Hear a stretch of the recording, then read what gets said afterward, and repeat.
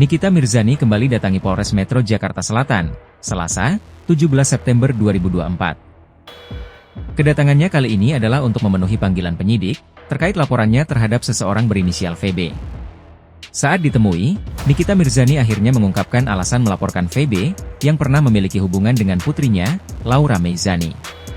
Pemeriksaan hari ini. Alhamdulillah, tadi semuanya lancar, berjalan dengan lancar.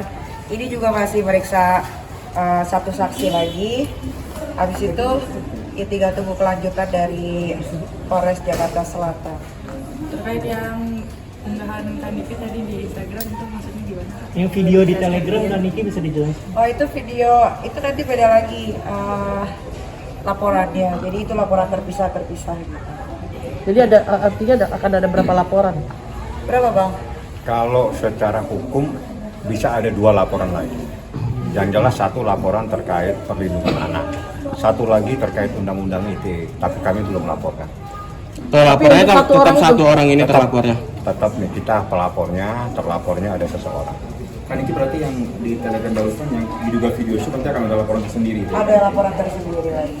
Emang anak Kaniki juga ada dalam konten itu yang di video. Ya, tunggu aja. Mungkin kedepannya bakal mau digimanain sih Kaniki?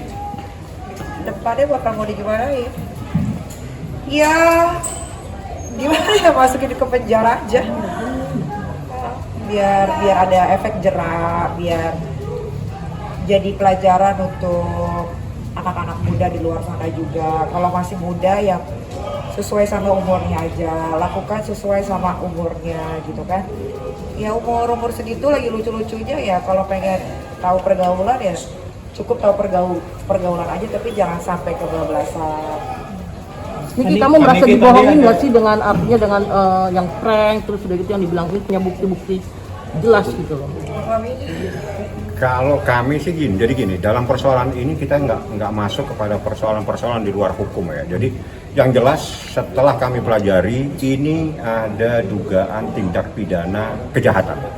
Artinya tindak pidana kejahatan yang diatur dalam Undang-Undang Perlindungan Anak dengan ancaman hukumnya minimal 5 tahun dan maksimal 15 tahun. Ada lagi Undang-Undang Kesehatan, ada lagi KUH pidana, dan itu ancamannya di atas 4 tahun. Jadi kami tidak masuk kepada persoalan-persoalan lagi. Dia mau cerita apa saja silakan. Yang jelas hukum itu tegak lurus. Tidak akan bisa lari kemana-mana. Saya kejar kamu di mana saja. Itu saja yang harus tahu. Kaniki ini seandainya terlapor masih tetap lanjut Kaniki mungkin?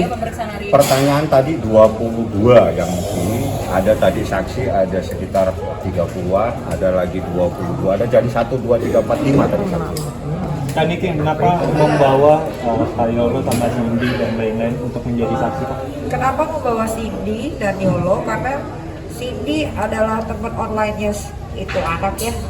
Jadi dia tahu betul bagaimana prosesnya, cara berkenalan, sampai akhirnya terjadi pinjam uang, ada urusan hamil, aborsi, dan lain-lain gitu.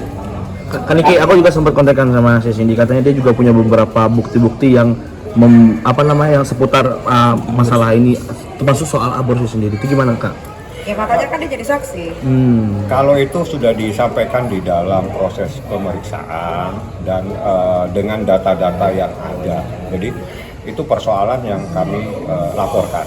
Jadi saksinya itu adalah saksi-saksi yang tahu persis persoalan. Jadi Cindy yang tahu dan yang lainnya adalah saksi-saksi. Nah, sekarang prosesnya saat ini ada pemeriksaan juga di atas. Jadi ada saksi lagi diperiksa terkait dengan dugaan adanya penganiayaan.